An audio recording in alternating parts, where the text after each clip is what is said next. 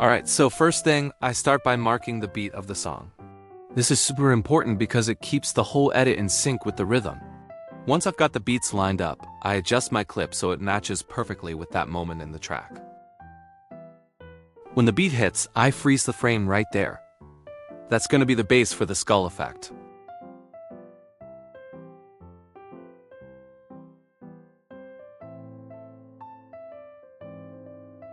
Next, I bring in the skull image and remove the black background so it blends nicely with the video.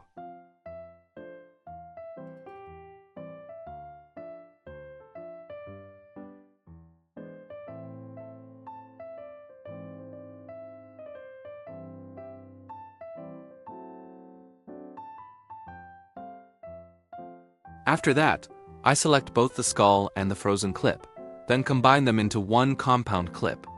This helps keep everything together so the effects apply smoothly.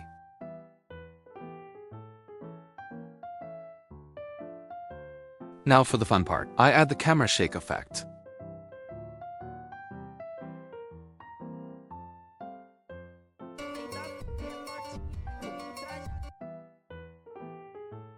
I set the range to 35 and the speed to 40, just to give it that energetic motion without going too crazy.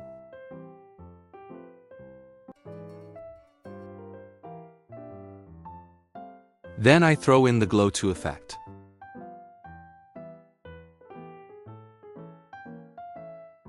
I set the glow to 35 and the size to 50. That gives it that bright, intense pop that makes the skull stand out and look really clean. And that's it. A simple but super cool skull edit. Sync it to the beat, add your effects, and you've got a fire result.